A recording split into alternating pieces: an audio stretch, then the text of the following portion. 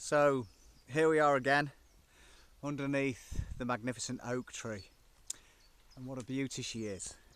She is amazing. Let's take a look at her. And when we finished yesterday, we were at the point where the cord had snapped, and something profound had happened to me just before then. And I'd heard this voice in my right ear shouting really loudly no, as I talked about yesterday. And it was so loud in my right ear that it shook me out of unconsciousness, because I'd obviously slipped into unconsciousness at that time. The sleeping tablets had kicked in. I was balancing on the balls of my feet, starting to slip away. The cord was choking me, and then this no in my ear, so loud that it shook me out of that unconsciousness that I'd slipped into as the sleeping tablets had took hold, and it made me look around. I looked around wildly for somebody. I was absolutely convinced somebody was there. It was so loud in my ear, so the volume was huge. It was, it absolutely and utterly startled me so much that I was looking around to see who it was, and of course there was nobody there, which was really strange. I just thought it was my subconscious. And then when the cord snapped, I heard the crack and thought it was my neck, and the cord snapped, and then I was rolling on the floor looking back at the cord, laughing and berating myself for being such an idiot in true Ethan Moore fashion. And then I remember, even at that point, being obviously under the influence of the sleeping tablets and being in that state of mind, but I was still sharp enough to realise that I had to move really, really slowly, because if I moved quickly I would pump the blood around my body and it would knock me out and I would be unconscious before I could do the job. So I set off purposefully but very slowly. I didn't want to raise my heart rate, didn't want to pump the blood around my body, because then it could render me unconscious before I could finish the job. And I went off to look for some more rope. I looked in the fishing shed, and the last memory that I have is walking towards the house, the big house, and that's it.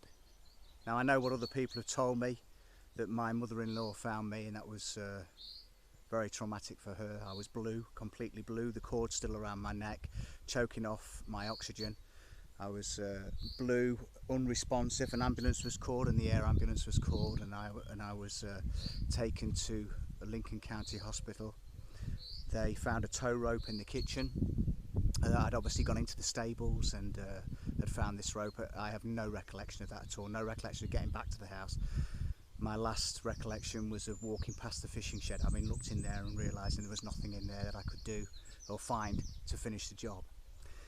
And my next recollection is of coming round to the sound of my mother wailing, "Marky, Marky, what on earth has happened?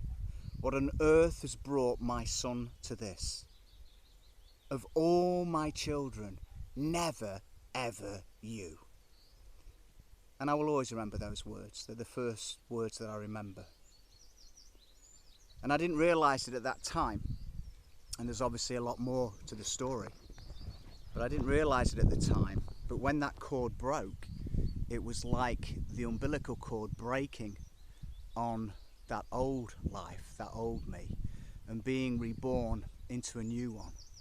But of course at that time I didn't know that. At that time I just didn't want to be here. I remember waking up and saying, "Why am I here? I didn't want to be here, I don't want to be here, Mum." And of course that upset everybody. A lot of my family was there, none of my friends knew. I was way too proud, way too stupid to lean on them when they needed me. And of course afterwards they berated me for that. I'd been there for them, where were they? Or why didn't I let them be there for me? And so there's lots more to say. Of course, there's my journey back to life, and maybe I could do that in a video chapters, you know, like a video book if you like. I don't know if that's ever been done before, but maybe that would be a good way of doing it, so I can let you know how I came back to life, how my life changed. But the reason I'm making this video is for you out there wherever you are in the world, for there is a powerful truth in what I'm going to tell you next. And this is the whole reason why I'm bearing my soul, I'm taking my mask off, I'm being my authentic self, I'm speaking from the heart, and I'm reaching out to you. Take my hand, take my hand, take my hand, and let me lead you out of the darkness. Let me be the one that lifts the lid off your box and lets the light in. Because I needed that someone in my life. I needed somebody to tell me that it would be okay. I needed that hope. I needed to know, hang on, pain ends. Because at that point in time, I honestly believed that it would never end, that I would never escape it. But I did.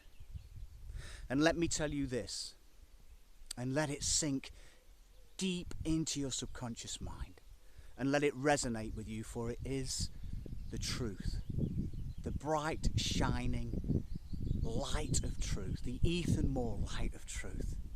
If I died, I would never, ever have seen my son become the man he is, go on to pursue his golfing, his love of golf, and become an assistant professional teacher. If I died, I would never have met Amanda Tinks, who got me through that first Christmas. We spent a lovely Christmas and 6 or 7 months together that was wonderful. We helped each other through a tough time for both of us. I would never have known what yogurt crunch was like and have fond memories of that. I would never have met Caroline and been invited over to Ireland. I would never have had that time there. I would never have met Karen Colgan, who became a great friend and is a good friend.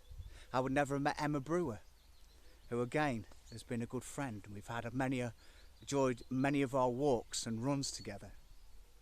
I would never have reconnected with good friends, Adi Wilson, Richard Hart, Hartster, Buster, my dear friend, Hotch, what a guy. The guys I used to train with, the guys I used to work the doors with, the guys I used to run into situations with that other people were screaming and running away from. Before I lost that confidence, before I lost that power. And you feel like Superman, losing his strength, being faced with kryptonite, and everything fades away. But let me tell you, it does come back. I would never have met the amazing Reef, my rock. We have taken each other and walked each other through so much. She has been amazing for me and to me. And consequently, if I hadn't have met Reef, I would never learn to scuba dive. I would never have learned to snowboard. I would never have seen parts of the world, Thailand, Cambodia, Spain. I would never have been on those adventures. And if I died, I would never have stood in Lincoln Cathedral, in a packed out cathedral, when my friend Buster and Sam needed me to pay tribute to their son who lost his physical life at 10 years old, and pay tribute to such an amazing boy in such an amazing place on such a sad yet positive and inspirational day. I would never have been able to help all the people that I've helped. I would never have been able to change the lives of all those people whose lives I've been able to change. All the amazing people that I've got to work with and been able to work with. I would never have formed Anxiety Matters, and you would never be seeing this video that is reaching out to you and saying, don't give up. Don't turn your back on life. Life has so much left for you. Please, listen, reach out, connect. All that's happened is you've taken the plugs out of life, each one. Love, friendship, family, exercise. All of those plugs, and you just need to learn to put them back in again, one at a time. Plug back into life, plug back into yourself, and I can show you how to do that. I am blessed to be able to do that for you. It's why I'm still here. And who was I, arrogant that I was, to think that I had control over my destiny, when I had no control at all? And the world and the universe had much more planned for me. And when I look at this tree now, and I look at that bough there,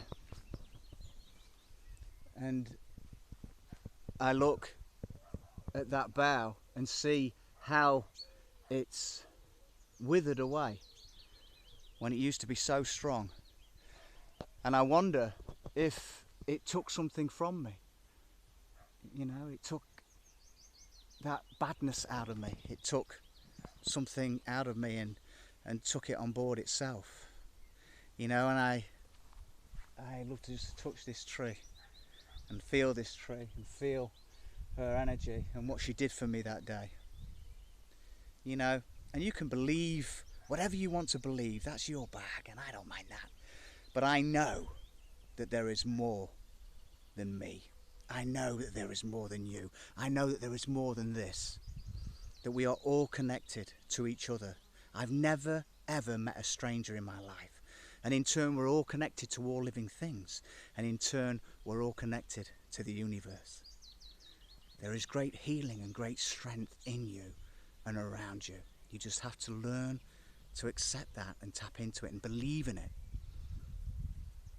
And we all have that strength and we all have that ability.